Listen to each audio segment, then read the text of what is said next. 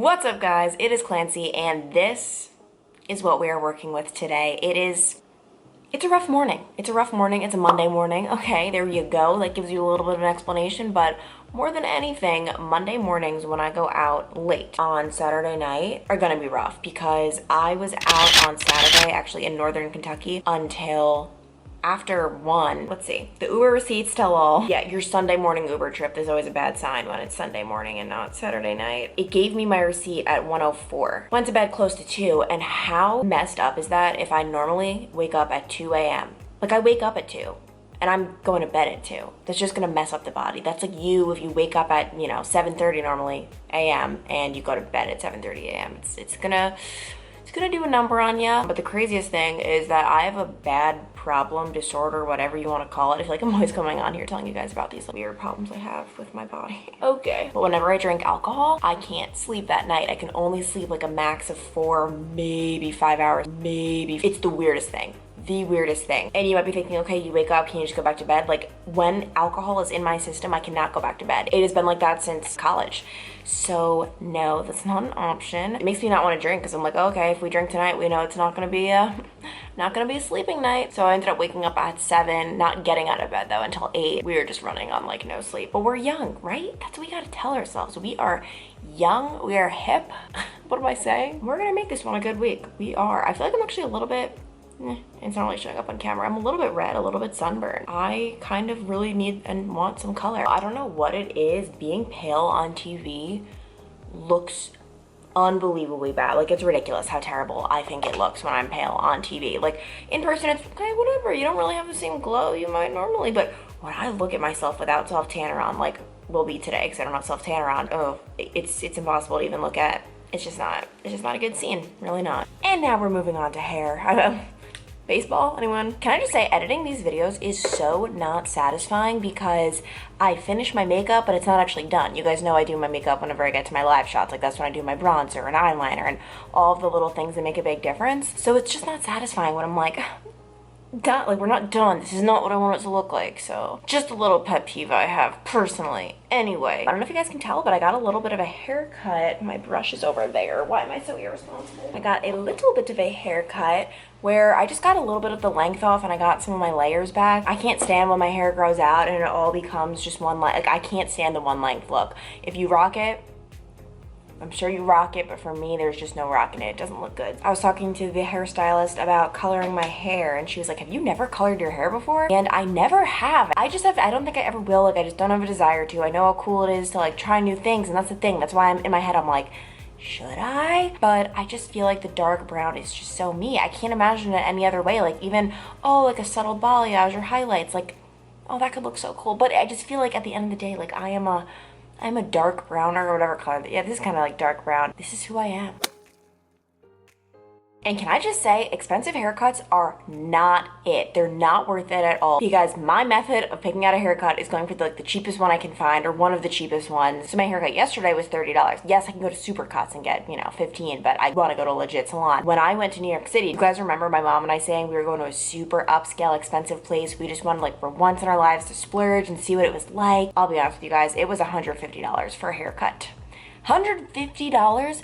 And what did he do? Nothing. He just cut my hair the same way the girl yesterday cut my hair. If anything, I like the way she did it better though. It just frustrates me. It frustrates me a little bit. Frustrates me that you can get the same wonderful product for a lot less. And I understand probably actually when you're coloring your hair, you might get a little picky, but I don't know. The girl yesterday was phenomenal. Also, can I just say that I used to have my life so much more together. For instance, every single night, I would lay my head down on the pillow at 6 p.m. like a charm. Like, I would just be asleep at 6. This was religious to me. I wanted 8 hours of sleep. I would wake up. My outfit would be hanging on my closet door. I knew exactly what I was gonna wear. I knew everything. Now, there is no outfit on that door. It's just not something I do anymore. I let myself scramble in the morning, which really, I'm like talking to you guys. I just need to start speeding things up here. Also, guys, I got a new robe. You guys know my normal one is like big, fluffy. It goes down past my shins. It's huge. This is my summer robe. I got it from Victoria's Secret. I can actually try to link it down below. It's just this like really nice light material. The sleeves are really fun, but cooking in them, not fun. Don't do it. Not that I've tried. Local 12's Clancy Burke joins us live from the Oakley Recreation Center with what campers can expect. Hey Bob, there are going to be a lot of changes, and if you are half as shy as I was as a kid, which Bob, obviously you were not, but I definitely was, this might actually be a good thing. So I can't get the peanut butter open. What have you done to me, Kroger? Your face when you go for it.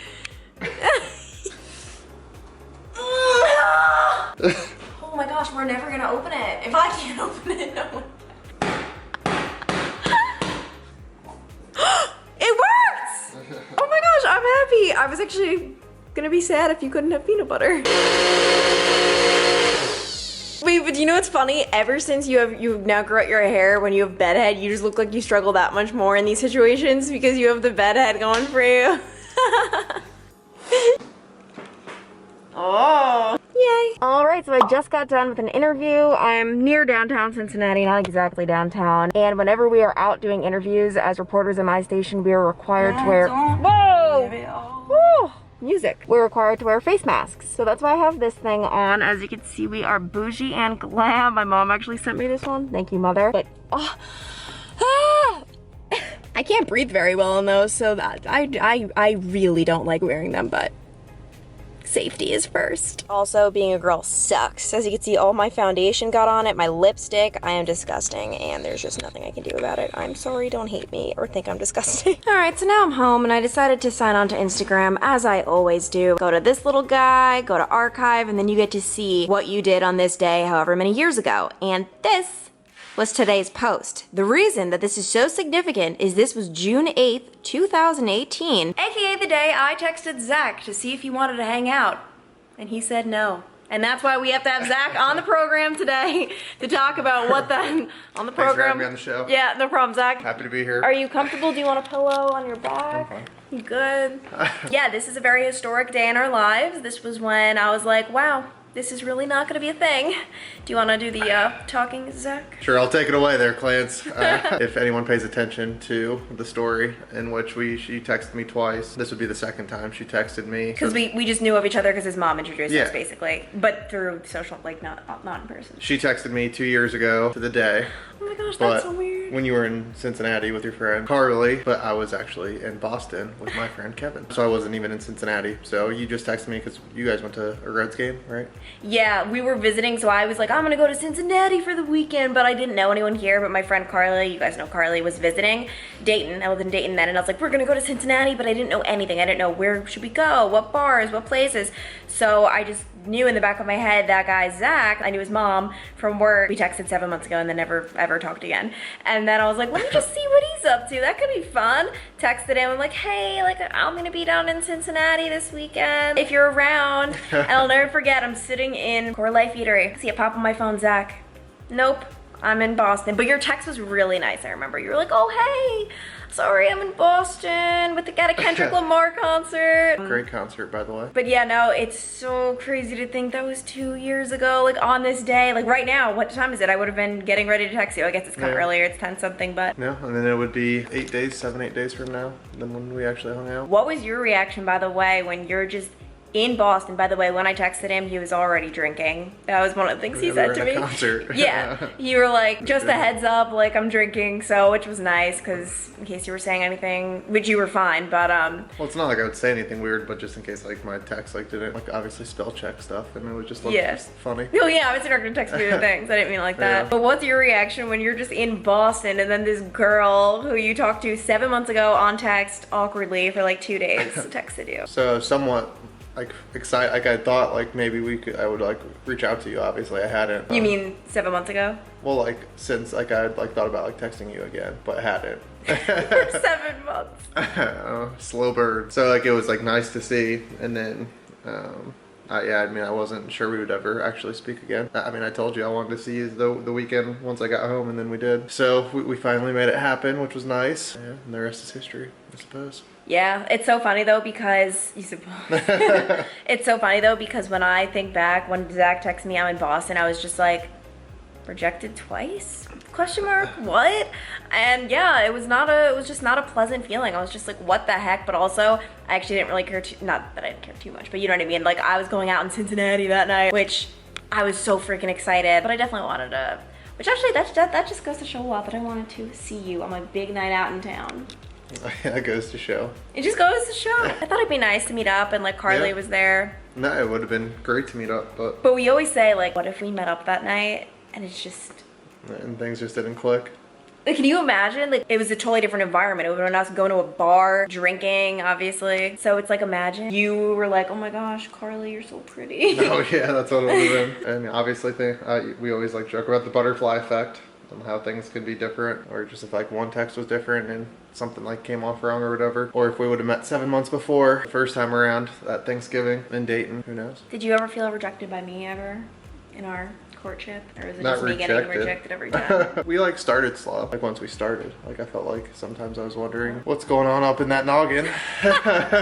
But I never felt like rejected. No, I mean the whole time I feel like it was obvious that I liked you, but it just wasn't maybe as like, I don't know what the word is. I'm just very like reserved.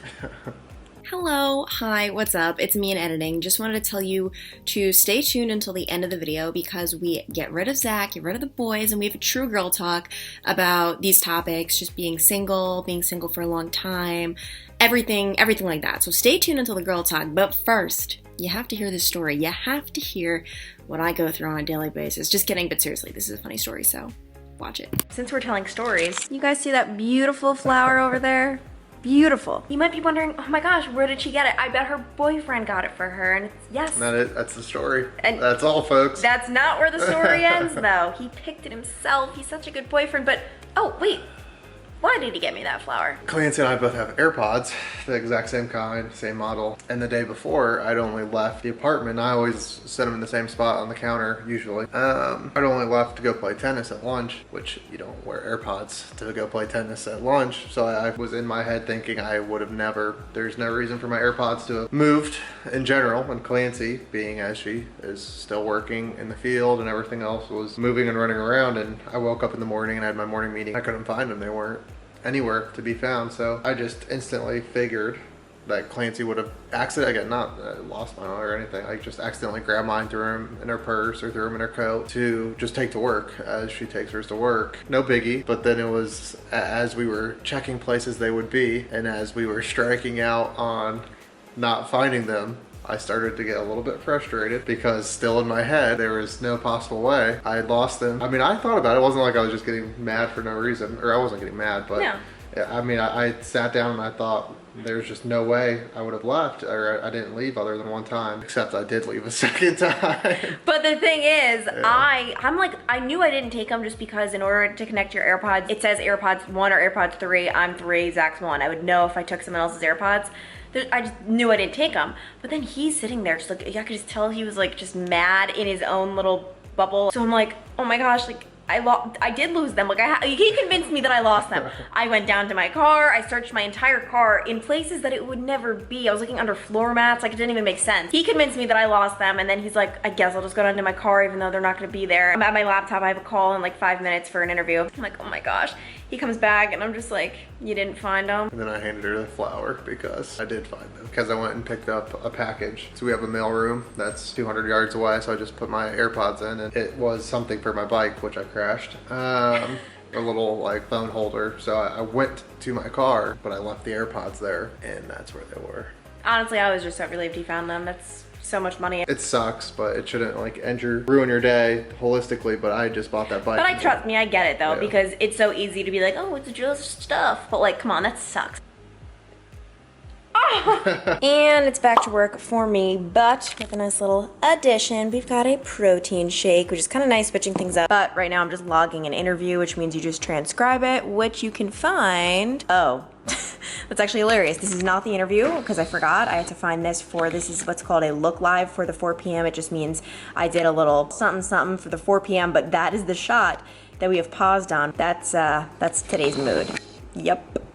So I just got back from a run, hence why I look like this. It's been several hours later. I already took a 3-hour nap, the whole shebang, bang, and I wanted to have a little girl chat. And you know what? The best girl chats are had without the makeup, without the hair looking good, with what we're working with like this. It's funny because I showed you guys that Instagram memory that popped up for today, but 2 weeks ago there was an Instagram memory that popped up from 2 years ago where I posted a photo of me in a wedding dress, and I was doing a story in Dayton for one of my news reports. It was just some sort of wedding story. I don't even really remember the exact details, and I ended up trying on wedding dresses, and it was this whole running thing throughout the morning. I was trying on a few dresses, and anytime someone came, they were like, oh my gosh, the dress looks great, like, do you have a fiance? Are you getting married? And every single time I'd say, no, I'm as single as can be, definitely feeling single. And everyone was like, oh, you know, one day you'll find someone. And then I remember I got in the car and I was, you know, working with my photographer all morning, Les, who was just the sweetest man ever. He sent me a text that I don't have anymore because it all got deleted, but I wish I had it. He heard me joking around about how single I was all morning, and he sent me this text saying something along the lines of, Clancy, just want to let you know you looked beautiful in those dresses, and one day you're gonna find a great guy, and this whole just nice paragraph about how one day I was gonna find someone. And the craziest thing is that I met Zach 2 weeks later. Like, what?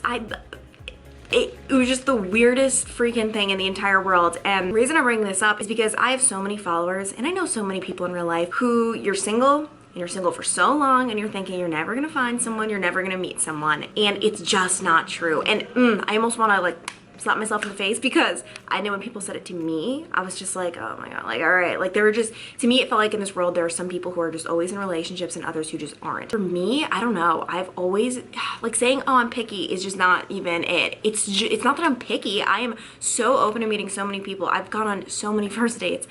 I just really never clicked with anyone. Like, sure, the date was great, we texted for a little bit after, but I always was like, I don't really want to see you again. I'd honestly rather just spend my Friday night alone than hang out with you, and that's the biggest sign that you shouldn't be, you know, with them. But I just want you to know that if you are out there and you're single, if you've never even been in a serious relationship yet, because Zach was my first serious relationship. Sure, there were guys that I dated for longer periods of time, like several months, but things just never ever went anywhere. I always knew things were not going anywhere. And I always said in college, the reason I never really, I don't know, got serious with anyone is because I always said I can't date someone unless I could see myself with them eventually. And I know that sounds psychotic as a 19-year-old, but I don't understand how people, how can you date someone that you think, oh, I would never marry you? It's just a waste of time. Like, what the heck is the point of that? I truly, I don't understand when people do that. So I just want to let my single people know that you're gonna find someone eventually. Here's the double whammy. It's gonna happen when you least expect it. I was not expecting for things to happen with Zach just 2 weeks later at all. But also, I do believe that you kind of need to make your own fate happen in certain circumstances, because think about it. I reached out to Zach first. We always say like, wow, imagine I never texted you, like, what the heck? So it's like a double whammy. You can't go out like for every single person like, oh my gosh, like, are you the one, and like really be not annoying, but you know, I just don't do that. But for me, there was truly something in the back of my mind where I was like, I don't know, I really feel like I should be texting this person right now. It was just the weirdest thing ever. So to all my single gals, don't give up hope. Keep watching those romantic movies, you know, those ones that really give you all the feels, and just enjoy being single. Like, it's so fun. It gives you an opportunity to just explore, just, I don't know, the world in a whole new way. Be yourself, like, do things by yourself, not even always just with friends, just doing the solo thing. Like, I feel like when I lived in Dayton, I was just so independent, doing my whole solo thing, and I needed that so badly, especially after living with 8 other girls in college. It was a lot. Enjoy where you're at right now and know that you will meet someone. If I can meet someone, guys, you can. I'm telling you. Up until I met Zach, every single person I was like, ooh, about. And there's really no reason why. Oh, can I say, by the way, that those guys were like the best guys ever, like the most wonderful humans?